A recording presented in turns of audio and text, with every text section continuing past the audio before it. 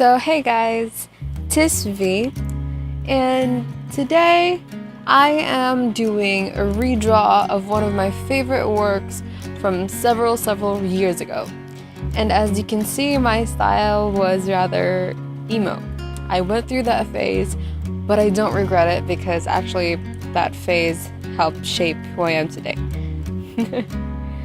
So here I am just doing the basic sketch. It's actually sketched on watercolor paper because my makeshift light box wasn't big enough to actually do a trace on. So I just went directly for the watercolor paper. I ended up changing quite a few things, especially about the corset design, but everything else was pretty spot on. Of course, I added a nose and lips because the original drawing did not have those. The original drawing did not have a nose or lips or a left eye because I was pretty bad at drawing noses, so I just did not draw them. And lips, I just did not draw lips because whenever I did, it would always ruin the drawing. And I didn't just want a line on her face. And I also avoided drawing both eyes because I couldn't draw them symmetrically. Even until now, I still can't draw them symmetrically, but I draw both eyes now. But this time I am coloring it, and as you can see, it is rather purple, but don't worry, her skin does not end up being purple. But I didn't want her to have very cool, dark undertones. The story behind this is actually pretty dark. I did not name this character, but the story was she's a princess, but her mother was very greedy. And when her father said that she would have the crown after he passed, her actual biological mother, actually killed her so she'll stay as queen. But what happened was, I think she either got turned into a vampire or she died and then came back to get revenge, which is why her skin is very deadish. So in the original drawing, her hair was just left blank. And I think I originally wanted it to be brown, but I didn't fill it in with black because black and brown are different, and I didn't want her hair to be black, so I just left it blank. But here I'm going to be coloring it a little gingerish. So once again, my drawing has a choker. Like I mentioned in my previous video, I happen to like chokers. I don't know why. Since I was a kid, I just liked chokers. But of course, chokers weren't in trend back then. Now they are. Actually, I think they're fading out, but they were, but I still like them.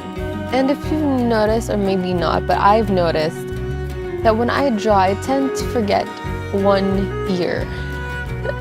A few years ago, I did a drawing of Legolas, and I was really happy with it. It was really nice, and after about 3 hours of posting it, I realized I forgot one ear.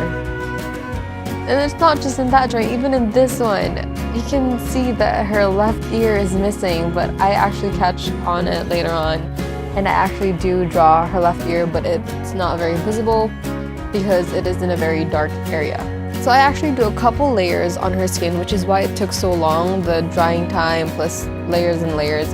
It was mostly done in watercolor, but I actually do a layer of a flesh colored gouache because I found that the watercolor was too transparent, and I did have gouache laying around, and I really like the effect. So I do a lot of layers on the skin and also on the corset just to get the color to where I wanted it to be. One of the things that really bothered me about this in the end is that her eyes are not symmetrical. You can't really see it that much, but when you're drawing it and you're staring at it really closely, then you notice. And the watercolor palette you can actually see here is basically just a Crayola kids watercolor. My mom bought it for my niece, but she ended up not using it, so I used it because at that time I didn't have the blue color that I wanted, and this one did, and I actually ended up liking it because it was very useful for skin tones. So as you can see here, it's really dark because my niece fell asleep on one side of the room, so I had to turn off the light over there because she was crying. So I had to use my lamp, which actually ran out of batteries a few minutes into the drawing. I really actually like where I went with the skin. It took a while, but we got there. And you can also tell that the quality is different because my phone ran out of batteries, just like the lamp. Everything just gave up on me. So I use another phone to continue recording. I'm actually really enjoying these redraws. Before this one, I actually redrew another work that I did about 7 or 8 years ago, and I actually really regret not filming it because it did turn out pretty nicely, but I did post it on my DeviantArt and also my Instagram, which is linked down below. So in the original drawing, I did not color the background because I didn't want to use up all my black marker. So I ended up just shading the moon black, and I was like, oh, it's an effect. It's a cool effect. It's a black moon. But honestly, I just didn't want to use up all my black marker. This color, the black one, I actually think it's not watercolor. I've had this on my palette for so long, I actually forgot what it was. I think it's not watercolor. I think it's Indian ink or Chinese ink. And I have both because Chinese ink, I use it for like doing Chinese calligraphy. And because it's so pigmented and it feels different, I actually think it's the Chinese ink. The more I stare at her, the more she looks like the girl from Divergent. What's her name? Shailene Woodley? The one that got arrested? I think that's her name. But yeah, she looks kind of like her. In the original drawing, she just had feathers falling behind her, and I actually do it in this one, but I do not know why. So anyway, here I drew the feathers.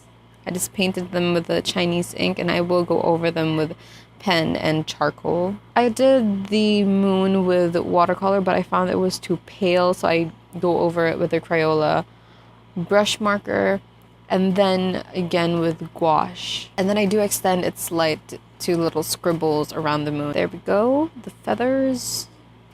I still don't know why there are feathers, but I drew them anyway just to make the new drawing look more like the old drawing. The original drawing had ribbons coming out her back, but then I just thought it didn't make sense. There, just putting highlights on the feathers and also charcoal, and using just a normal pencil to draw faded feathers at the back. And after this, all I do is highlight with a white watercolor and we're done. So if you'd like to see more of my work, I do have my links down below. And if you'd like to support my work, I also link my Patreon. You can also follow me on my Facebook because I do post quite a lot there before I post it anywhere else.